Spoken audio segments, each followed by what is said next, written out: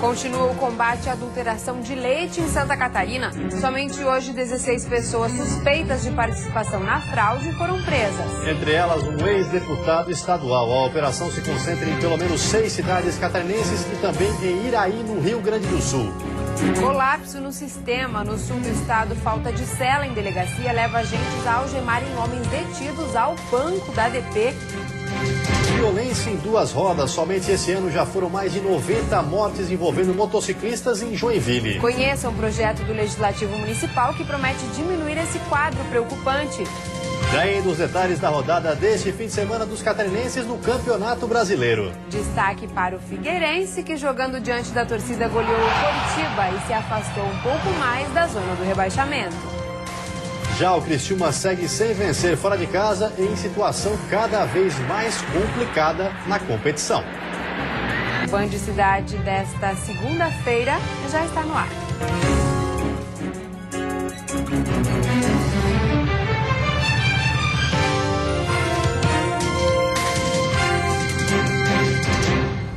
Olá, boa noite. Olá, boa noite. Joinville pode ser a primeira cidade do estado a contar com um corredor exclusivo para motocicletas. A proposta já foi apresentada por um vereador, mas de acordo com o departamento que planeja o trânsito, a ideia é inviável. Um trânsito cada vez mais lento, realidade de muitas cidades brasileiras como Joinville. Aqui já foram implantadas ciclovias e corredores exclusivos para ônibus. E agora, uma outra proposta entra em discussão. Vereadores iniciaram a discussão na Câmara Municipal e um deles resolveu criar um projeto de lei. Seria 1 metro na esquerda do corredor de ônibus. E onde não tem corredor de ônibus, que são avenidas, onde não tem, também à esquerda também da via normal. O projeto de lei já foi protocolado na Câmara e está em apreciação. Membros da Comissão de Legislação e Justiça analisam o texto que depois deve ser encaminhado para a Comissão de Urbanismo. Este homem, que trabalha há 14 anos como mototaxista, espera ansioso pela aprovação. Ele diz que a iniciativa é essencial para garantir segurança no trabalho e no trânsito. Só no ano passado, cerca de 90 pessoas morreram em acidentes com moto em Joinville. Este ano, o número já chega a 99. Nós com moto, nós temos que fazer nós correr. Ou pode dar pela direita, ou pode dar pelo outro lado, pela direita, pela esquerda, nós podemos, vou embora. E se realmente isso aí favorecer, realmente colocar um corredor de moto aqui para nós de Joinville, isso aí vai resolver o nosso problema. O Instituto de Pesquisa e Planejamento para o Desenvolvimento Sustentável de Joinville é contrário à medida. Para o presidente, o corredor não ameniza os acidentes e contraria normas de mobilidade. A proposta realmente ela não se enquadra dentro da Política Nacional de Mobilidade, não se enquadra dentro das diretrizes do nosso plano diretor e por isso nós somos contrários. Qualquer situação que vá contra o priorizar o não motorizado sobre o motorizado, ou seja, criar condições para pedestres e ciclistas, ou que vá contra o priorizar o transporte coletivo sobre o individual, nós somos contrários, né? E agora vamos falar de economia. Um velho hábito da população está trazendo dor de cabeça aos comerciantes: guardar moedas no cofrinho. Pode bater nos bolsos, olhar na carteira e vasculhar a bolsa. Não adianta. Quando o operador de caixa faz aquela pergunta: por acaso tem alguma moeda para poder ajudar no troco? Nesse caso ele até levou sorte, mas cada vez menos a resposta tem sido positiva. As moedas estão desaparecendo e muitas vezes só são encontradas dentro do carro ou em um cofrinho. E isso tem dado uma dor de cabeça tremenda para os comerciantes. Além dos cofrinhos, outros fatores têm influenciado no sumiço das moedas. O próprio Banco Central, que no ano passado emitiu mais de 2 bilhões de moedas, deve emitir menos de 1 bilhão nesse ano. O outro culpado é o cartão. Elas estão optando por deixar as moedas em casa ou deixar no carro e não levar para o comércio final, justamente porque, se faltar dinheiro, ela compra no cartão de débito. Então, essa cultura nova do brasileiro que está ocasionando essa falta de moeda no mercado. De acordo com uma pesquisa feita pela FEComércio, durante as datas comemorativas, cerca de 70% das compras realizadas foram pagas com cartões de crédito ou débito.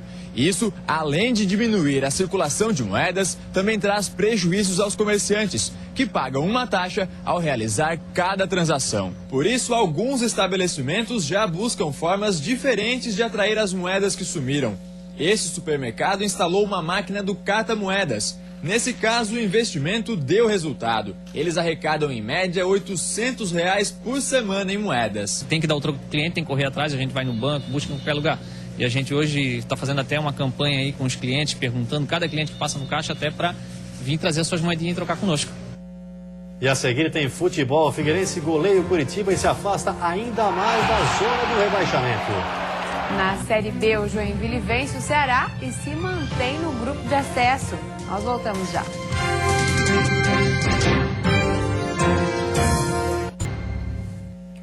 Futebol, 2 vitórias e 3 derrotas. Esse foi o saldo para Santa Catarina na rodada do fim de semana do Campeonato Brasileiro. Vamos começar com a Série A, com destaque para a goleada do Figueirense. Pouca gente no estádio Orlando Scarpelli, mas dentro de campo, muita vontade de vencer. Aos 32 do primeiro tempo, Cleiton é derrubado pelo goleiro Vanderlei. Pênalti. Marco Antônio cobra e abre o placar. No segundo tempo, Marcão recebe de Léo Lisboa e faz o segundo para o Furacão. O terceiro foi de Mazola. Olha ele de novo, Mazola infernizando a zaga. Ele dribla, chuta, o goleiro rebate e Marcão fecha o placar. Figueirense 4, Coritiba 0. O Alvinegro é o 13º colocado com 35 pontos. O resultado é um resultado de confiança, é um resultado de retomada, é um resultado da mobilização que foi feita durante essa semana. Né? A gente vinha numa sequência negativa de derrotas, 3 derrotas seguidas. Né? Então conseguimos voltar a confiança, conseguimos voltar a nossa pegada, a nossa determinação. E o Criciúma continua sem vencer fora de casa. Desta vez foi derrotado pelo Fluminense, no Rio de Janeiro. O Tigre até saiu na frente, mas depois se complicou e permitiu a virada do time carioca, que venceu por 4-2. A equipe do sul do estado continua na zona da degola, na vice-lanterna, e tem 30 pontos. Em Belo Horizonte, a Chapecoense jogou de igual para igual com o Atlético Mineiro. Em alguns momentos conseguiu controlar a partida. O problema é que o time não conseguiu aproveitar as ótimas chances de gol. E quem não marca é castigado. Douglas Santos fez o gol dos mineiros. O Verdão é o 15º na tabela com 34 pontos. E pela Série B, o Jack venceu o Ceará por 3-0 e se manteve no G4. Confira como foi. A arena lotou como era esperado e o time do Joinville tratou logo de retribuir o carinho da torcida. Logo no primeiro minuto, Anselmo dá um chutão que vira lançamento. Edgar Júnior domina e chuta no canto direito de Luiz Carlos. Joinville 1-0. O gol relâmpago deixou o jogo movimentado. O Ceará buscou o empate. Vicente arrisca um chute venenoso que Oliveira defende. Em um bom contra-ataque do Joinville, Edgar Júnior se livra da marcação, toca para Marcelo Costa, que chuta. João Marcos tenta salvar, mas chuta em Fernando Viana, que amplia. O Ceará quase diminui. Lulinha arrisca rasteiro na esquerda de Oliveira e a bola passa perto. No segundo tempo, o Joinville cadenciou um pouco mais o jogo para explorar os contra-ataques. O Vozão tentou se lançar ao ataque, mas não conseguiu furar a forte marcação tricolor.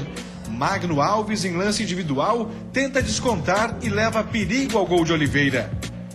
Mas a tarde era mesmo dos donos da casa. Após cobrança de escanteio, a bola sobra para Rogério marcar o terceiro e fazer a festa de 15 mil torcedores. Lulinha ainda desperdiçou mais uma chance para o Ceará. Fim de jogo, Joinville 3-0 com direito a ola. Foi o terceiro jogo consecutivo que o Joinville fez 3 gols no Ceará. Uma vitória para dar ainda mais confiança nessa reta final, rumo ao acesso à Série A. Conseguimos neutralizar bem o ataque do Ceará, conseguimos construir bem as jogadas. Eu pude presentear a minha filha, que hoje ela está de aniversário, está fazendo 8 anos. e era exigente, ela pediu a vitória, né? Pediu a vitória. E a seguir, Réveillon em Balneário Camboriú. O projeto de lei quer proibir a colocação de tendas na faixa de areia da Praia Central. E ainda os preparativos do Tribunal Regional Eleitoral para o segundo turno das eleições.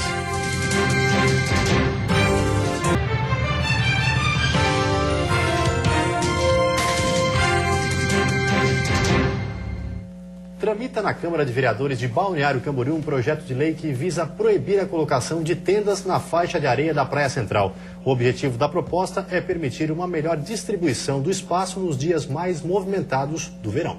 A ceia de Ano Novo à beira-mar pode estar com os dias contados em Balneário Camboriú. As festas privadas, com muita música e bebidas, também.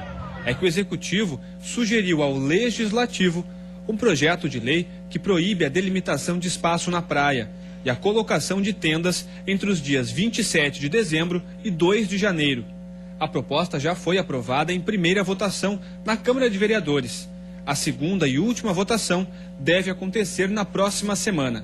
Durante a baixa temporada, a Praia Central de Balneário Camboriú fica assim, quase vazia, com espaço de sobra. Já no verão, a realidade é outra. A faixa de areia se torna o lugar mais disputado da cidade. E é por isso que a lei foi proposta, com o objetivo de que este espaço seja bem distribuído, principalmente na virada de ano. Que todo mundo possa ter o seu espaço, enfim, né, sem delimitações, sem que alguém tenha um espaço prioritário, mas cada um possa se enquadrar e tendo de forma equilibrada, né, como diz, de forma com educação e bom senso para todos, né? Entretanto, a proposta ainda divide opiniões entre turistas e moradores de Balneário Camboriú. Eu acho que estraga um pouco a festa. Eu acho que as pessoas, tranquilo, se eles querem fazer uma janta, sabe, a ceia de final de ano ou de Natal, seja o que for, preferem fazer na beira da praia em suas barracas, eu acho tranquilo. Não é interessante porque vai limitar muito a praia. Acho que a praia é pública para todos, respeitando o limite de cada um. O grande problema que estava acontecendo, loteava a praia. Então, tinha pessoas que instalavam a barraca num determinado momento e ficava por 10 dias esse espaço delimitado a ele. A ideia é que a lei seja sancionada ainda este ano e que possa vigorar já no próximo Réveillon. Entre as punições previstas para quem desobedecer às regras está o recolhimento e a perda dos materiais apreendidos. A terça-feira vai ser de tempo estável em todas as regiões, com sol entre nuvens no decorrer do dia. A temperatura fica mais baixa pela manhã em relação aos últimos dias. Na Serra pode haver geada fraca e a mínima fica em 3 graus. Já a máxima chega aos 26 na Grande Florianópolis e no sul do estado. No Planalto Norte, mínima de 12 e máxima de 23 graus. No oeste, litoral norte e Vale do Itajaí, a máxima chega aos 24 graus. E a poucos dias do segundo turno das eleições, o Tribunal Regional Eleitoral de Santa Catarina acerta os últimos preparativos. Mais uma vez, quase 5 milhões de eleitores devem ir às urnas no estado. Em Santa Catarina, a Justiça Eleitoral vai atuar como no primeiro turno. As cerca de 15 mil urnas eletrônicas utilizadas no estado já foram em ação antes de serem distribuídas. O horário de votação também será o mesmo, das 8 horas da manhã até às 5 horas da tarde, sem intervalo. A transmissão vai ocorrer lá no cartório eleitoral. Esses dados virão aqui para o Tribunal Eleitoral e do Tribunal Regional Eleitoral eles vão para o TSE, onde vai ocorrer a totalização por ser um cargo nacional, que é o cargo de presidente. Devido ao horário de verão, que não é praticado em todo o Brasil, e ao fuso, que deve gerar uma diferença de até 3 horas entre os estados, o resultado da votação só poderá ser acompanhado em tempo real aqui em Santa Catarina a partir das 8 horas da noite, após o fechamento de todas as sessões eleitorais do país. A central de atendimento ao eleitor continua e deve ser ampliada a partir de quinta-feira. Até o momento foram mais de 7.300 ligações atendidas. A expectativa é que o movimento se mantenha, já que mesmo quem não votou ou não justificou o voto no primeiro turno vai precisar voltar às urnas no próximo domingo. Existe ainda a justificativa pós-eleição, que é aquelas pessoas que não puderam ir no dia. Aí depois do dia da eleição, depois do dia 26, é que elas podem preencher, que também existe uma opção pela internet. Já o voto em trânsito fora do domicílio eleitoral só será possível para quem se cadastrou até o dia 21 de agosto e estiver nas cidades de Joinville, Florianópolis ou Blumenau. Outra dica é acessar o site da Justiça Eleitoral, onde estão contidas todas as informações. Quem preferir, também pode fazer o download do aplicativo para tablets e smartphones, chamado Onde Votar ou Justificar. O Disque Eleitor já está disponível do meio-dia às 7 horas da noite. A partir de quinta-feira vai funcionar também no período da manhã, inclusive na véspera e no dia da eleição. Basta ligar para o número 0800 648 3310. E a seguir, leite adulterado. GAECO prende 16 pessoas em Santa Catarina e no Rio Grande do Sul suspeitas de adulteração. E ainda um bom momento para os produtores de alfafa do meio-oeste do estado.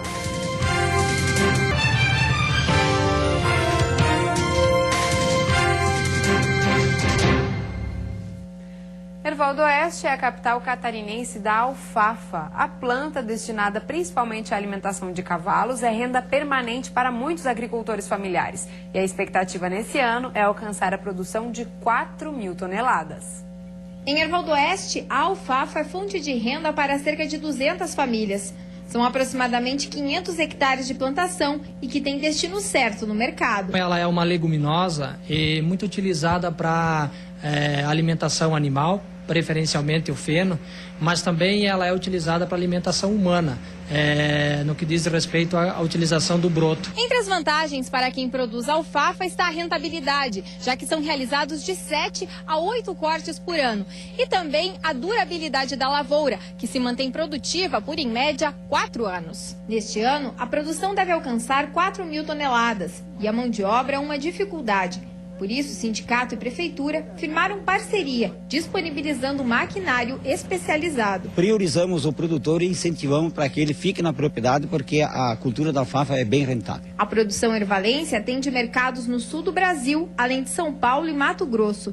Seu Antoninho está no ramo há 20 anos e comemora. Com 30 dias você está tendo retorno na propriedade. Você faz o corte em 30 dias, em 8 dias você já está conseguindo vender no mercado, né? Você de um mês para o outro mês você já tem dinheiro no bolso. Em Aranaguá, no sul do estado, a falta de estrutura para manter os presos em uma delegacia extrapolou os limites. No final de semana, 2 homens e uma menor precisaram ser algemados a um banco. E hoje, a história se repetiu. A foto registra a situação da delegacia no final de semana. Um menor e 2 maiores estão algemados ao banco, no hall de entrada da central de polícia. A cela que serviria para abrigar os presos está interditada há cerca de 2 meses, por determinação da vigilância sanitária, por não apresentar as condições mínimas de higiene.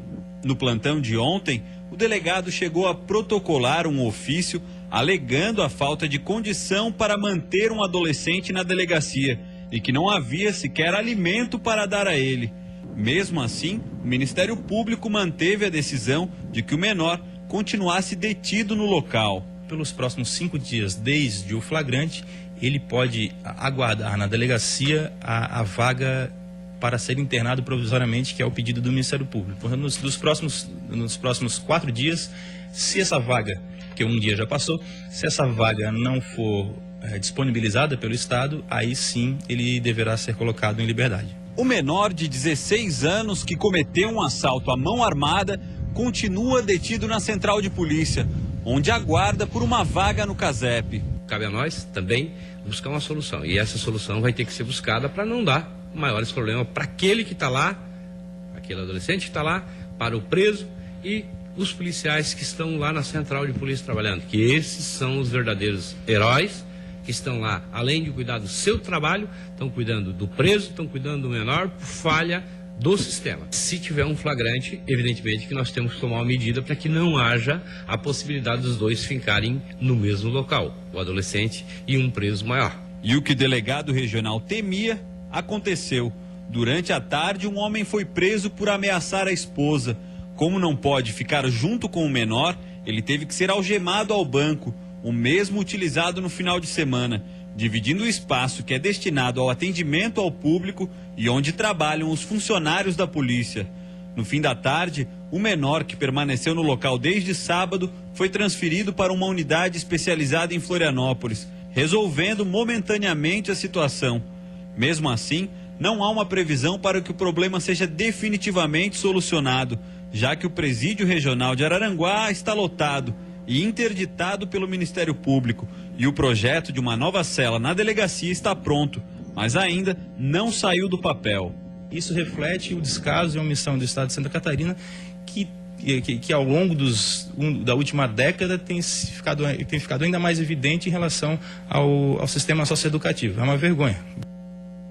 E o Grupo de Atuação Especial de Combate às Organizações Criminosas desencadeou hoje a Operação Leite Adulterado 3. 16 pessoas foram presas e foram cumpridos 21 mandados de busca e apreensão em laticínios em Santa Catarina e também no Rio Grande do Sul. As investigações iniciaram há cerca de 6 meses. Em Santa Catarina, foram 4 laticínios e 6 transportadoras envolvidas na Operação Leite Adulterado 3. No Rio Grande do Sul, uma indústria também está sendo investigada. 16 pessoas, entre elas um ex-deputado catarinense, estão presas por envolvimento no esquema. Os produtos adicionados eram soda cáustica, citrato de sódio e formol. E agora a gente tem nesses próximos dias, 10 dias para terminar a investigação. A gente já quer com isso compartilhar com o mapa agora de forma ainda mais ampla, a partir do que está sendo buscado, foi buscado hoje, para que eles possam fazer o rastreamento, o contato com as empresas que recebiam isso no Paraná e em São Paulo, para que possa fazer o RICAL, recolher ainda o que pode existir, né, de produtos adulterados. De acordo com o Ministério Público, um homem foi preso no município de Planalto Alegre. Ele fazia consultoria e vendia produtos químicos para os laticínios da região. Muitas vezes a adulteração era feita dentro das transportadoras pelos motoristas, antes de iniciar a coleta de leite nas propriedades rurais. Alguns agricultores também estão sendo investigados pelo Ministério Público. Eles são suspeitos de fazer adulteração nas propriedades. O leite poderia ser adulterado mais de uma vez, o que fazia com que o produto chegasse já na fabricação com um alto índice já de inserção de produtos proibidos. Durante as investigações, o Ministério Público apurou que em cada 100 mil litros de leite vendidos, 10 mil litros de água e algum tipo de produto químico eram adicionados. O Grupo de Atuação Especial de Combate às Organizações Criminosas apreendeu uma grande quantidade de produtos químicos nas indústrias e residências de funcionários. E também a gente encontrou hoje produto químico escondido dentro de tanque de uma máquina de lavar roupa, né, de um produto que é proibido, né, de colocar no leite cru, né, de uma funcionária de laticínio. Então ela estava levando para casa ou recebendo esse produtor, né, na sua própria casa, né, para salvaguardar o laticínio, né? O Ministério da Agricultura está rastreando os produtos que eram comercializados para as indústrias do Paraná e São Paulo. Segundo esse engenheiro químico, os efeitos colaterais para os consumidores podem causar várias doenças graves. O citrato de sódio é um sal. Ora, se você vai dar um produto com uma concentração de citrato de sódio elevado para uma criança, por exemplo, que tem uma insuficiência renal, para um idoso que tem insuficiência renal, é um veneno.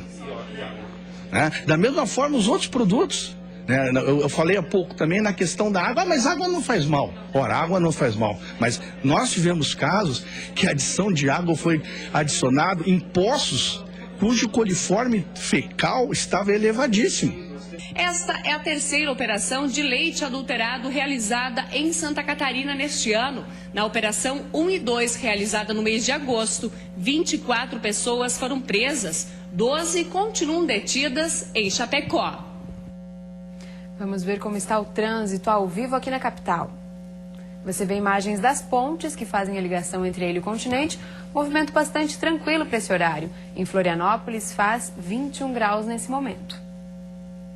E você fica agora com o Jornal da Band. Uma ótima noite a todos e até amanhã. Uma boa noite para você. Até amanhã.